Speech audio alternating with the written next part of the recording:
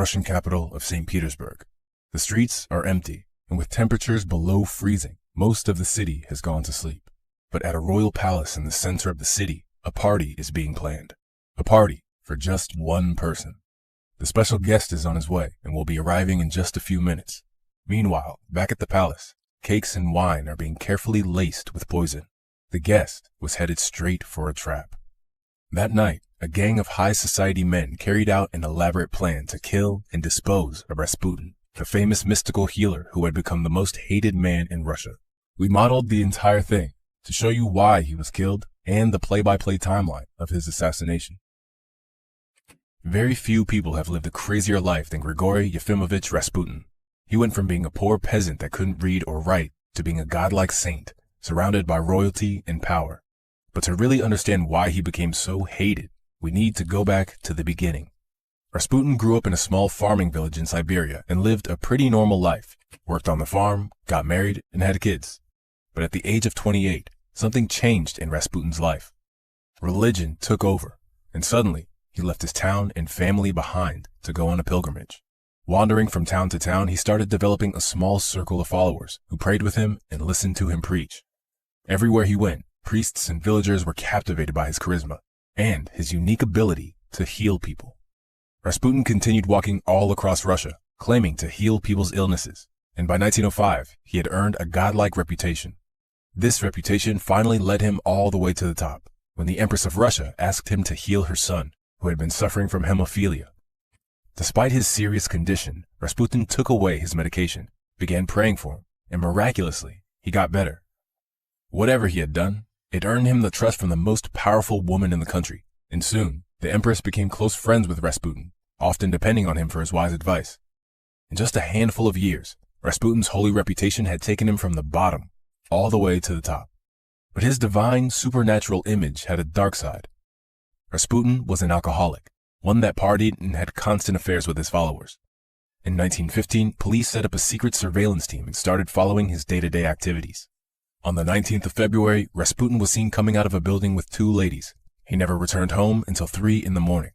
On the 10th of March, the police followed him through the city and saw him meeting up with a prostitute.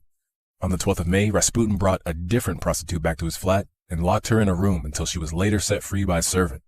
Almost every other day, Rasputin was seen coming home with prostitutes and his own female followers, having drunken parties and singing from his apartment.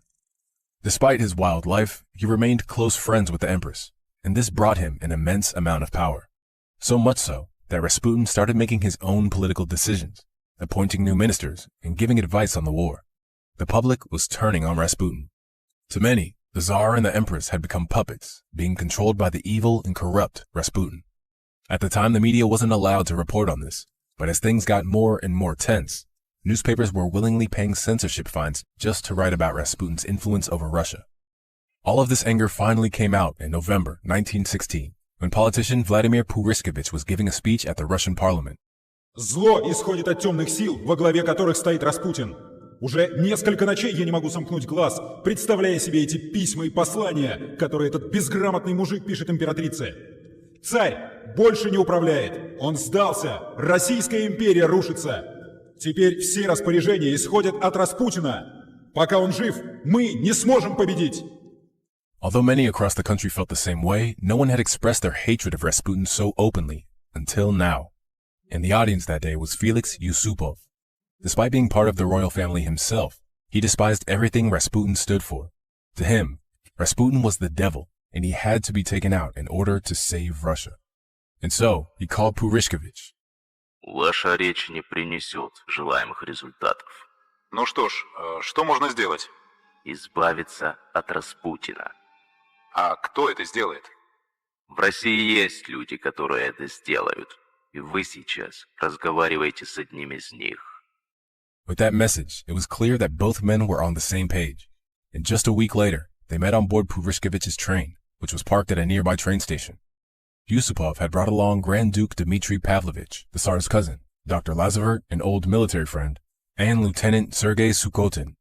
That evening, the 5 men came up with the grand plan to lure Rasputin in and kill him. Here's how they planned to do it.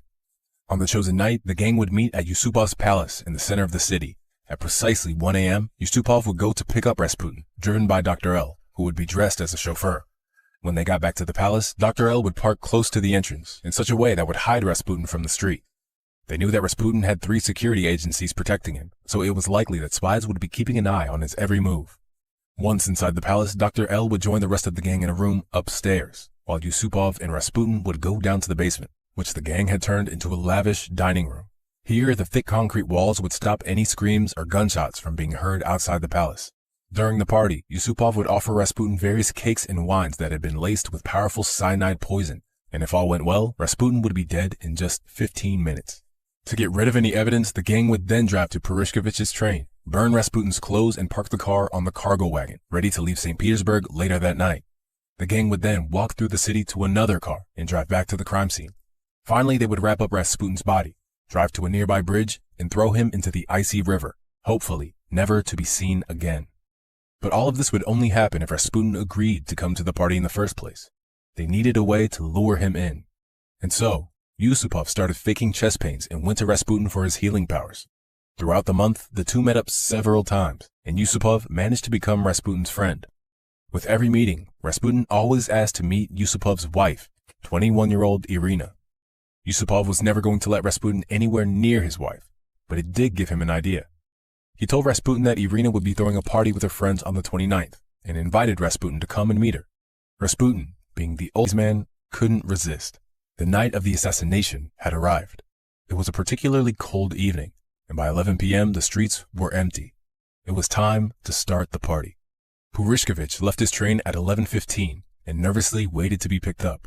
At 11:50, 20 minutes later than had been planned, Dr. L pulled up beside him. Опять опаздываете?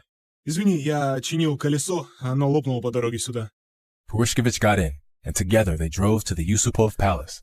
According to their plan, the gates at the side entrance were to be open at a specific time. But by the time they arrived, the gates were closed. To avoid raising any suspicion, they kept driving and slowly lapped back around a few minutes later. But the gates were still closed. Purishkevich got out and entered the main entrance by foot, while Dr. L drove around until the gates were finally opened. They met the 3 other men in the dining room, where a large table was filled with pink cakes and other delights. Rasputin had told Yusupov that his spies didn't leave his apartment until just after midnight, so the gang had some time to kill before picking him up. Dr. L took this opportunity to start separating the cakes and grating the powerful cyanide poison into the cream layers.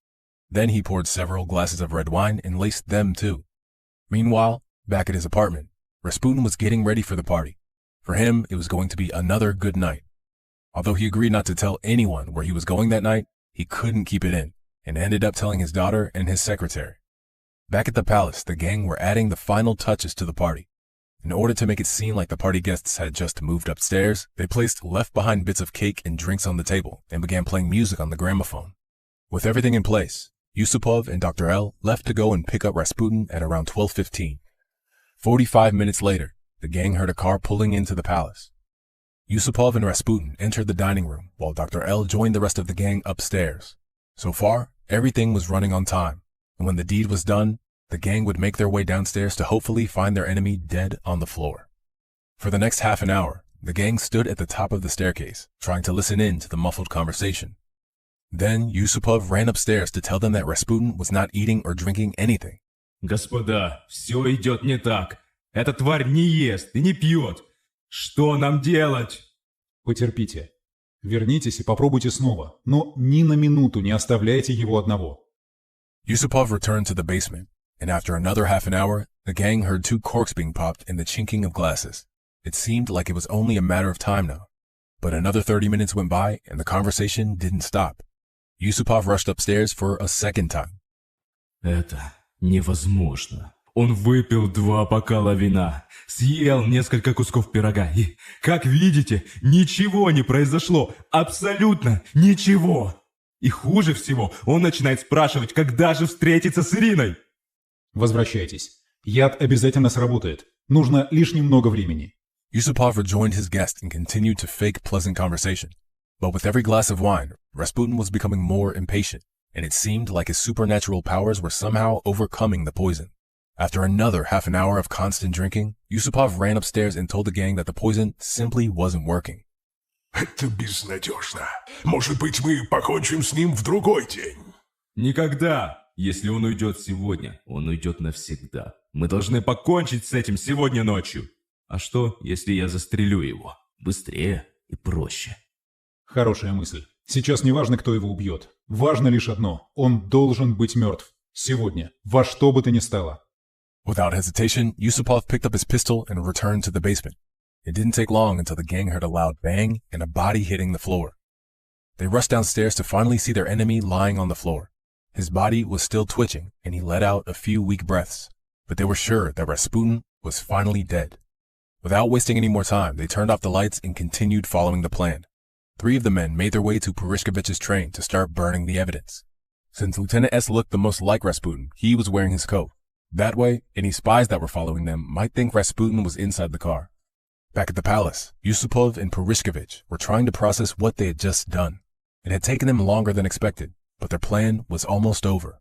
But all of a sudden, they heard footsteps coming from downstairs and a door opening. To their amazement, the man they thought was dead was now staggering through the courtyard and headed straight for the exit. Стреляй! Стреляй в него! Purishkevich grabbed his pistol and chased Rasputin into the courtyard. Just as he was reaching the gate, 2 bullets fired out from Purishkevich's gun, but both missed. 2 people were walking by when Purishkevich began firing and quickly ran off. No matter how hard they tried, it seemed like Rasputin really was invincible. But Purishkevich let out 2 more shots, which finally struck Rasputin in the back, finishing him off. It was now well after 3 in the morning, and the plan had taken a chaotic turn. Rasputin was now lying dead at the gates of the palace, in plain sight for anyone in the street to see. Purishkevich ran back inside and came across 2 soldiers protecting the palace. He told them what had happened, and to his relief, they were glad that someone had finally killed Rasputin. The soldiers brought Rasputin's body back inside and wrapped it up in a curtain. Meanwhile, Yusupov was going crazy in another room. As all of this was happening, a policeman came to the palace and started questioning Purishkevich about the gunshots. Слушай, брат, ты любишь нашего святого государя и Россию? Разумеется, Ваше Величество. Знаешь, кто главный враг России? Безусловно, Григорий Распутин. Так вот, мы только что его убили. Его больше нет. Если кто-то будет спрашивать, ты ничего не видел и ничего не знаешь.